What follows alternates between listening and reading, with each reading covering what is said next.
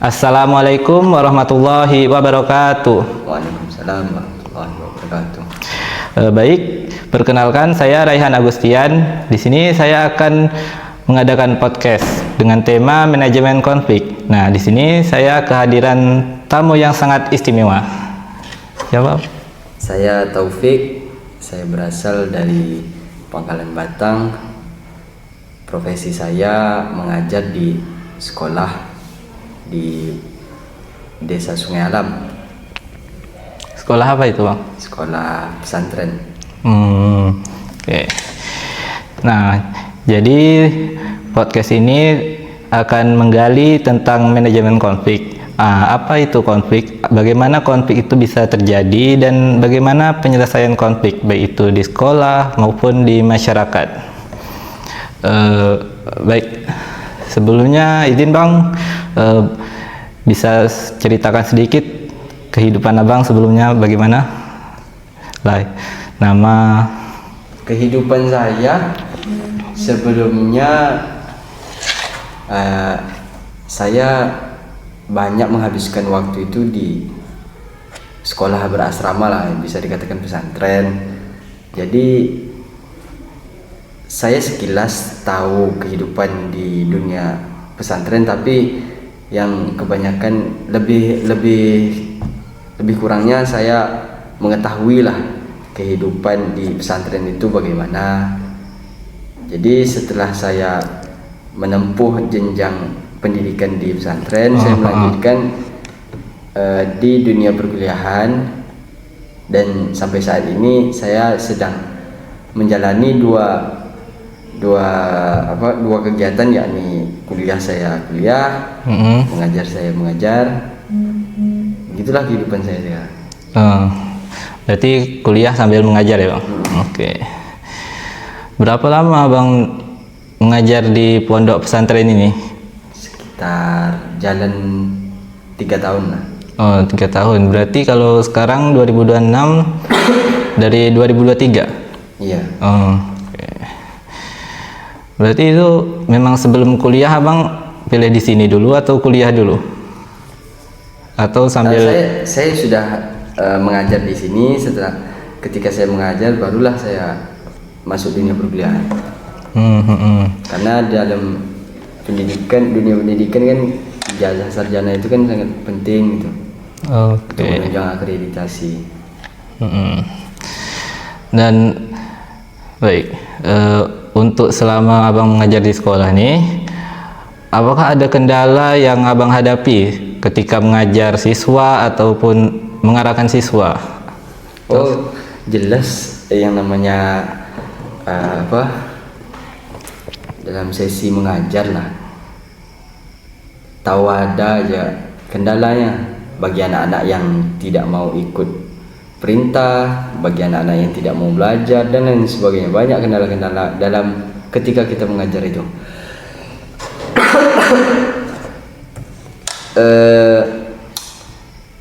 Saya menghadapinya itu santai-santai ya. Saya bakal bertanya kenapa anak-anak itu tidak mau mengikuti kegiatan, kenapa semangat anak-anak itu dalam belajar berkurang.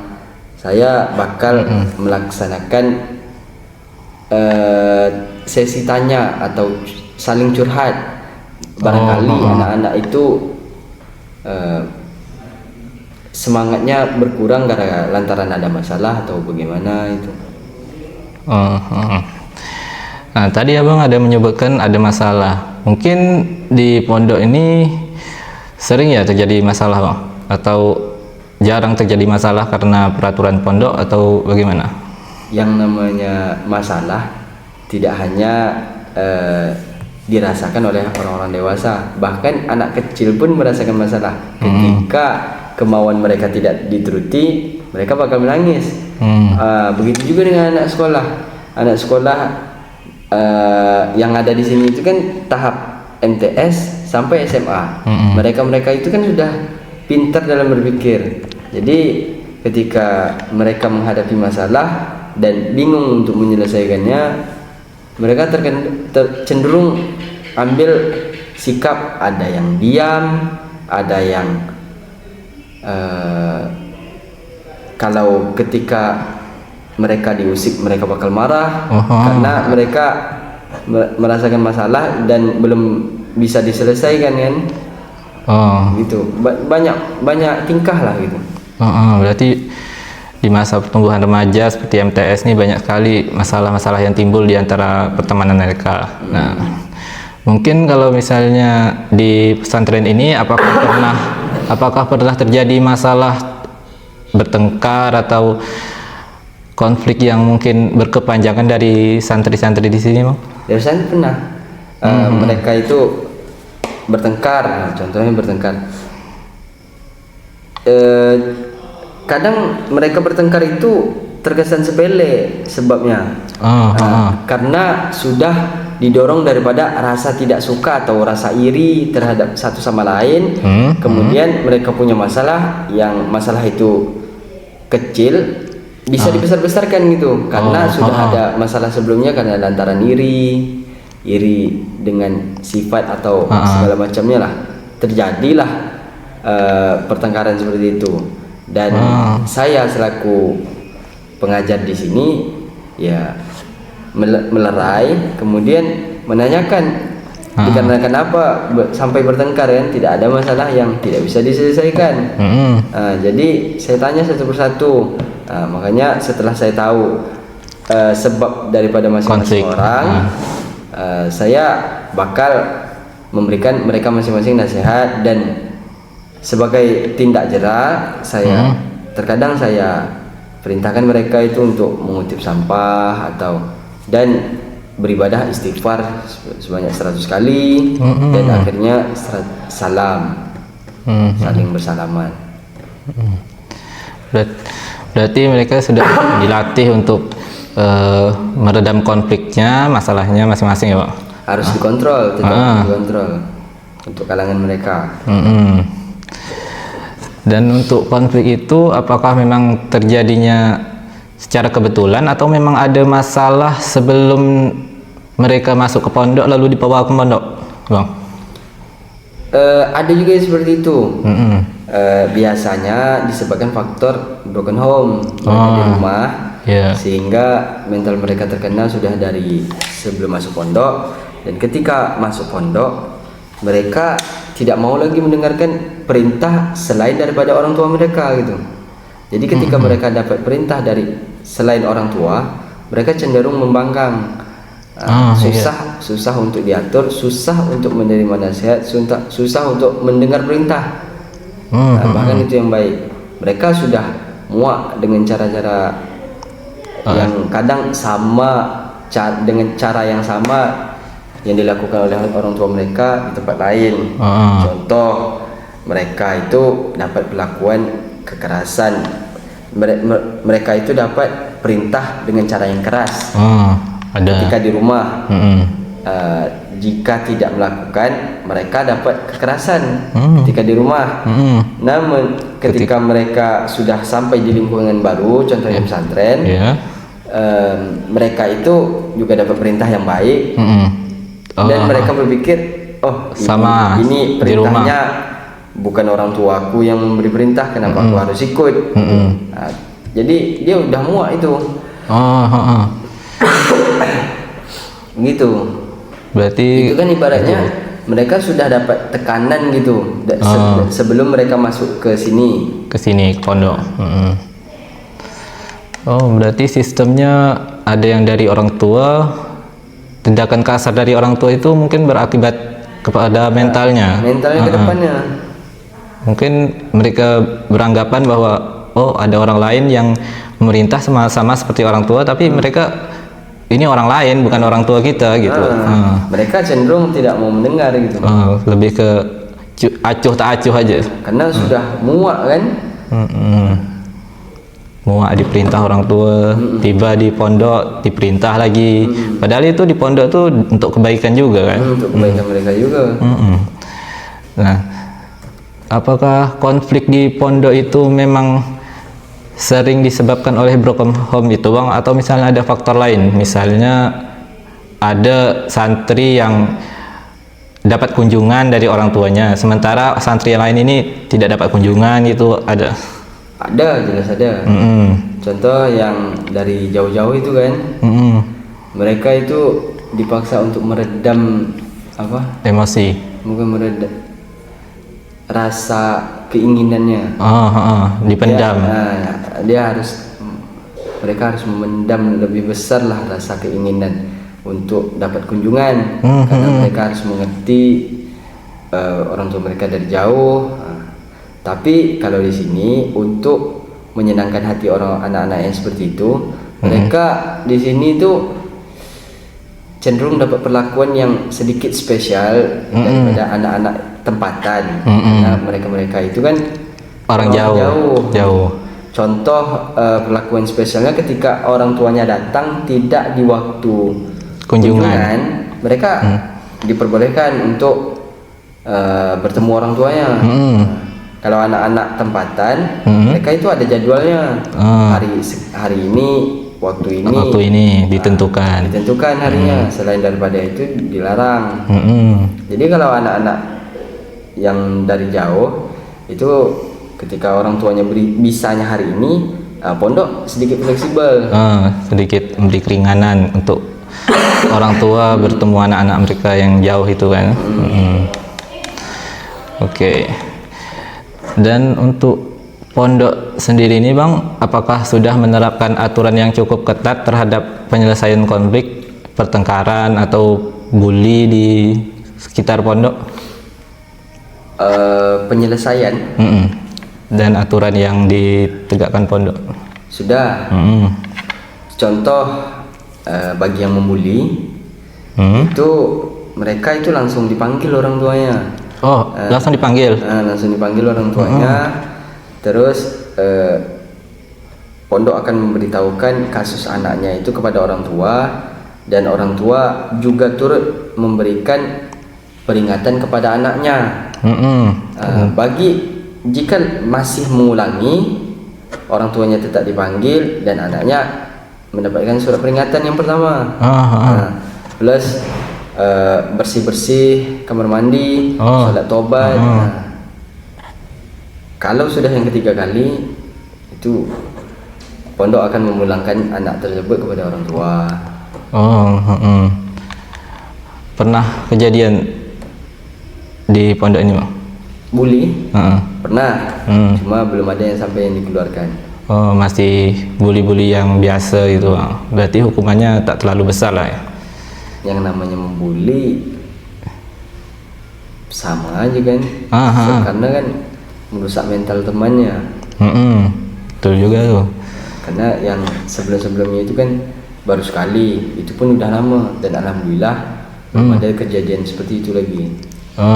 Berarti semenjak pembulian yang udah lama tuh belum ada lagi kejadian seperti itu lagi.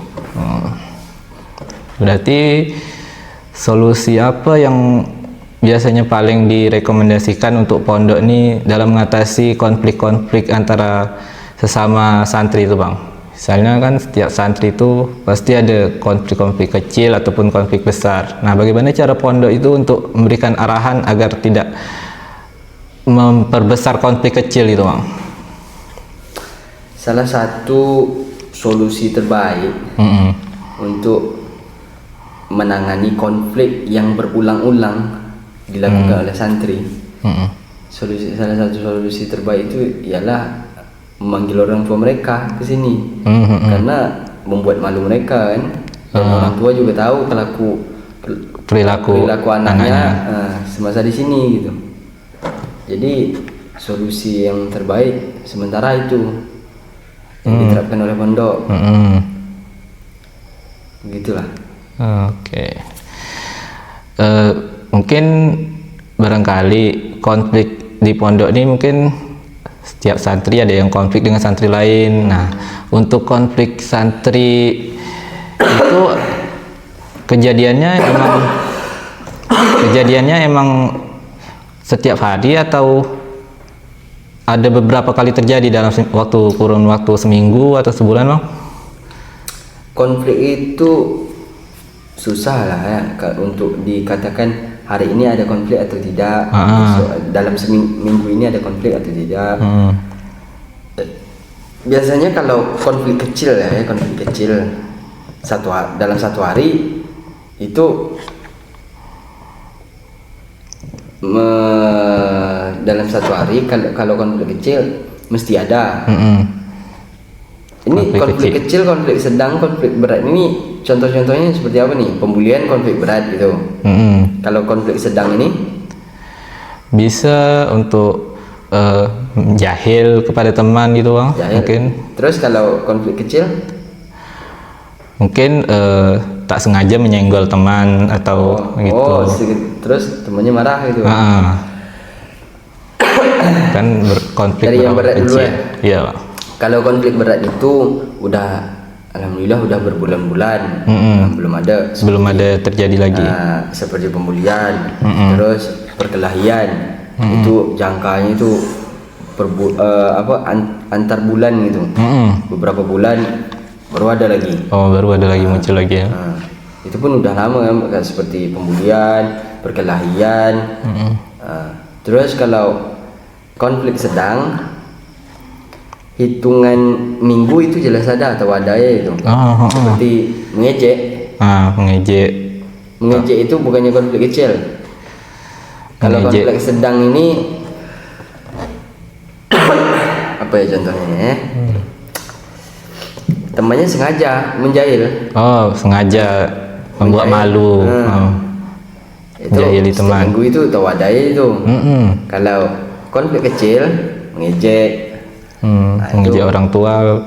Mengejek orang tua itu masuk kategori konflik sedang juga itu. Bisa terjadi perkelahian, bisa jadi ke konflik berat kan. Bisa kalau berkasus-kasus nampaknya konfliknya. Konflik kecil itu dalam satu hari sepertinya ada setiap harinya. Kasusnya. Tapi dalam 24 jam paling sekali atau 2 kali. Mungkin mereka bisa menyelesaikan konflik itu sendiri kalau konflik kecil dulu. Kalau konflik kecil itu dan mereka merasakan sudah tidak nyaman, mereka bakal lanjut ke konflik yang kesedang kan, dianggap agak serius dan itu mereka bakal mengadu kepada pengasuhnya seperti saya atau siapa gitu. Untuk diselesaikan lah konflik tadi. Dan cara saya menyelesaikannya cukup saya lihat aja, udah berhenti itu, udah selesai. Berarti cukup dipandang gitu aja? Udah selesai. Kalau konfliknya yang si A ini sengaja jahil ke si B, saya bakal tak cukup dalam pandang saja. Tak cukup cuma itu. Saya jelasnya, contoh nih, si A mengambil sandal si B. Si B tahu, marah dia, kan konflik itu. Dia mengadu kepada saya kan. Si B tadi dia tak mampu menangani kasusnya sendiri. Dan saya cara saya ya balikkan lagi sandalnya, minta maaf. Si A harus minta maaf kepada si B karena telah mengambil tadi. Kalau si A ini sudah melakukannya lebih daripada sekali, saya tambahkan efek jerah untuk bersih-bersih lingkungan pondok. Biar ada sedikit sifat jerahnya. Biar tak mengulangi kesalahan itu lagi. Dan tadi kan abang sudah bilang ada konflik sedang, kecil, besar antara sama santri. Dan untuk konflik antara santri dengan pengasuh atau dengan ustadz atau ustazah di pondok ini apakah ada bang? Biasanya kan konflik itu tak terjadi sesama siswa atau santri aja. Ada. Ada. Ketika kita memerintahkan anak-anak, anak-anak kan tidak mau tuh. Kita berulang memerintahkannya, dia juga tetap tidak mau. Ya sudah, kita lepas tangan kan. Kita kan tidak mau terjadi konflik. Tidak mau kan.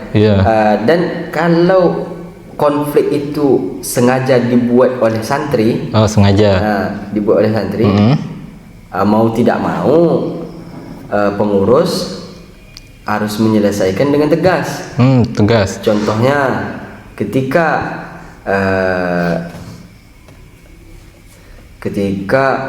barang pribadi pengurus, contohnya uang lah ya, dicuri dari santri.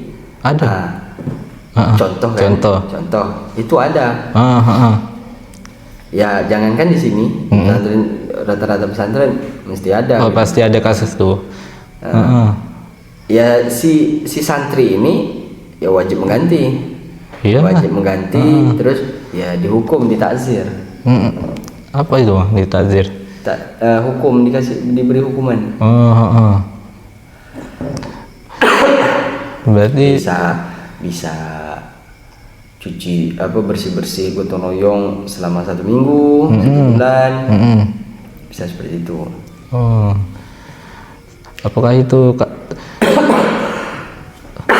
berarti itu termasuk kasus mencuri kan Bang ya? Kalau misalnya dah santri mengambil uang milik pengasuh tanpa izin pengasuh, biasanya kan itu didenda biasanya. Kalau misalnya mereka berbuat salah, apa itu dendanya Bang di pondok nih? Apakah dendanya cuma cukup bersih-bersih aja atau ada denda lain? Hukuman tadi sementara cukup dengan bersih-bersih. Belum ada penambahan hukuman dari segi malu. Contohnya mereka itu ditegakkan di lapangan. Belum ada. Cukup dari bersih-bersih itu kan. Karena kan buat mereka penat gitu. Hari-hari kerja hari-hari gitu. Iya, supaya tak mengulang lagi perbuatan salah dia itu tadi ya. Untuk pondok ini kan Bang, Pondok Madani ini kan udah berdiri berapa tahun Bang? Alhamdulillah sudah 6 tahun. 6 tahun. Berarti sejak berdirinya sampai sekarang mungkin ada beberapa kasus konflik yang sudah terjadi dan sudah beberapa kali dipulangkan kepada orang tuanya. Nah, kira-kira untuk kasus yang seperti itu Bang, apakah memang ditindaklanjuti dari segi sikap, lalu kemudian dikembalikan kepada orang tua? Mungkin kedepannya mungkin mereka itu tidak akan mendapatkan efek jera. Nah, kira-kira bagaimana solusinya itu Bang? Ya kalau memang ini contohnya kalau ada anaknya sudah kita panggilkan orang tua, bahkan sampai dipulangkan. Kalau udah dipulangkan ya mereka ya udah pulang kan, tak disini lagi. Iya. Mungkin efeknya itu tidak hanya kepada anak yang pulang tuh kan Bang, tentu bagi santri-santri lain. Yang lain juga jadi contoh gitu. Mereka kalau mereka tidak mau membebani orang tua, ya jangan buat hal seperti itu. Berarti itu memang kasus yang berat ya Bang. Sebagai bahan contoh juga kan kepada santri semua yang lain. Dan untuk pengasuh sendiri Bang, apakah memang pernah menerapkan contoh untuk tidak membawa konflik pribadi kepada di tengah-tengah pelajaran, atau memang pengasuh sendiri memberikan contohnya lewat pas jam pelajaran? Jangan membawa konflik ketika pelajaran, ketika belajar. Bagaimana cara pengasuh itu supaya memberikan contoh untuk tidak membawa konflik ke jam pelajaran gitu Bang? Ya, pengasuh itu cukup memberikan peringatan ketika waktunya belajar ya belajar gitu. Ketika waktunya bergurau, biasanya jarang yang ketika belajar langsung tiba-tiba terjadi konflik kan. Karena kan masing-masing anak kan belajar. Walaupun ada yang beberapa saling ngobrol, bual-bual di belakang kan. Jadi ketika belajar jarang lah ada yang tiba-tiba ada konflik kan, atau itu adu argumen sesama mereka, bahkan saling jotos. Dan kalaupun ada, berarti mereka itu ketika belajar mereka itu ngobrol dulu. Dan ketika mereka masih ngobrol, pengasuhnya ini nampak. tidak memberi peringatan. Pengasuhnya tetap juga lanjut mengajar. Terus dan mereka ini ketika dalam obrolan mereka itu tidak satu pendapat, mereka saling berdebat dan ujung-ujungnya bisa adu konflik. Jadi sebenarnya yang harus dilakukan para pengajar, terkhusus yang ada di sekolah ini, ketika belajar guru itu harus mengawasi seluruh anak-anak untuk tetap fokus dalam belajar. Jangan diberikan celah untuk saling mengobrol. Jadi yang perlu diperhatikan itu gurunya dulu terlebih dahulu dalam memanajemen kelas, agar tidak terjadi konflik sesama pelajar.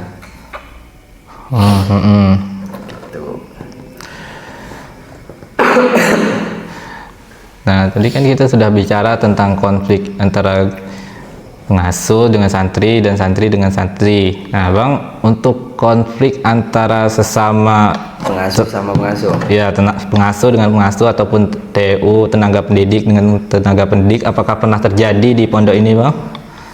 Ya, namanya konflik mesti pernah terjadi. Ada itu dari bagian ini ke bagian ini, terus tidak satu pendapat, tidak satu pemikiran, berbeda pendapat. Ada dari bagian keuangan dengan bagian ini, masing-masing itu terjadinya ada dari perbedaan pendapat, terjadinya konflik sesama pengurus atau pengasuh atau guru, berbeda pendapat, terus miskomunikasi, terus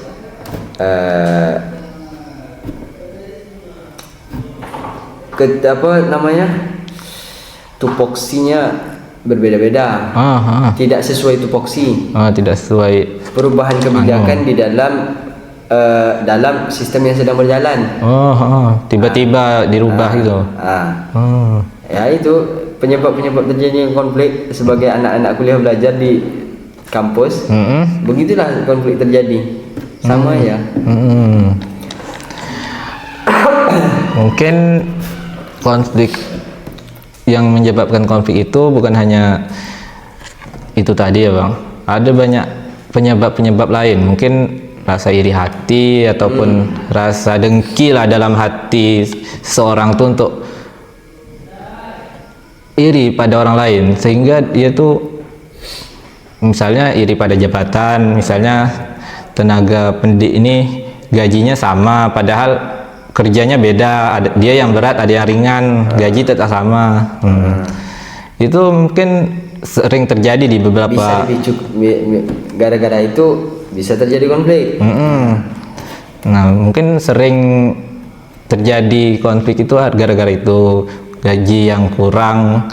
Kadang mungkin ada beberapa guru ataupun pengasuh mungkin merasa merasa jengkel karena dia merasa tugasnya paling berat, tetapi kawannya mendapatkan tugas yang ringan tapi gajinya tetap sama aja dari atasan.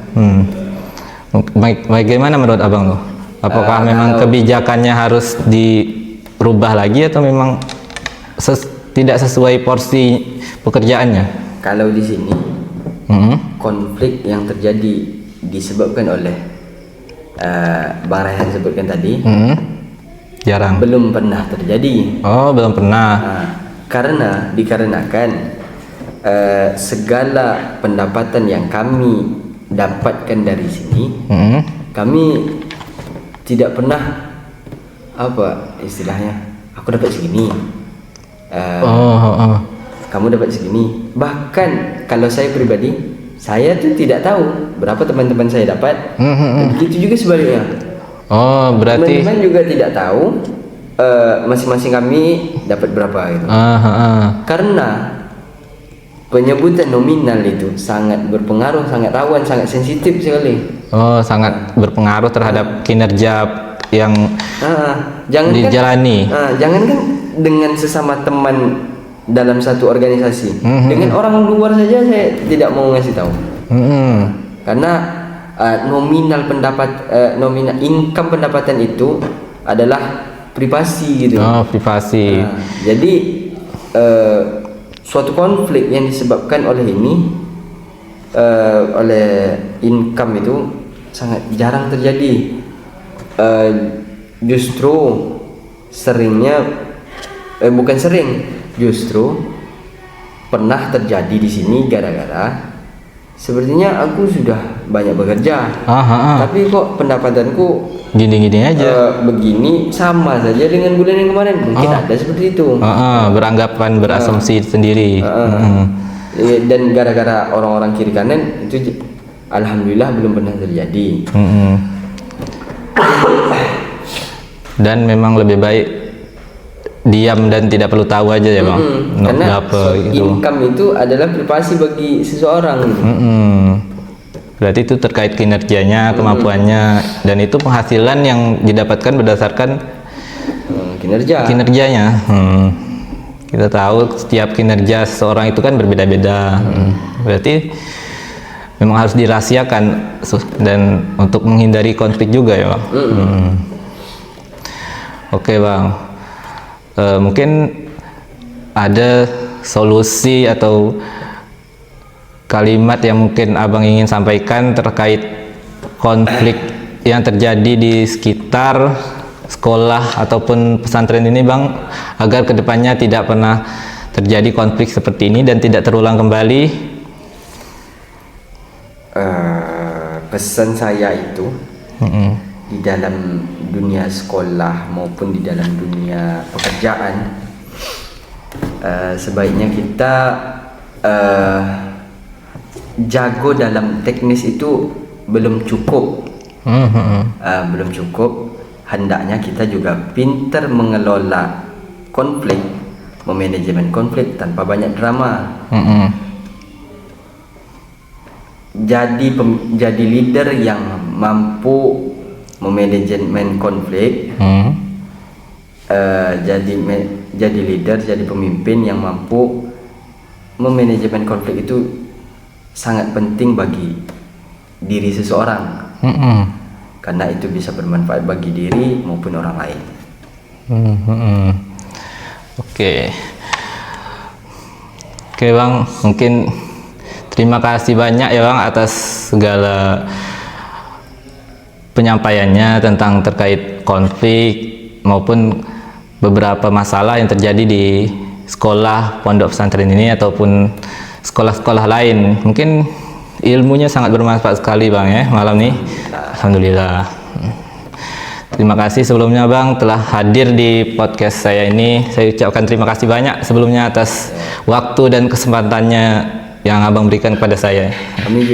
Saya juga berterima kasih atas Bang Rehan sudah mengundang saya dalam kegiatan seperti ini, sangat bermanfaat. Mudah-mudahan apa yang saya sampaikan, apa yang Bang Rehan sampaikan bermanfaat bagi kita maupun orang lain, bagi yang menonton podcast kita. Mudah-mudahan lah semuanya berkah. Amin. Oke bang, mungkin cukup sekian podcast kita pada kesempatan kali ini. Jumpa lagi ya bang di lain waktu. Ya siap. Assalamualaikum. Waalaikumsalam.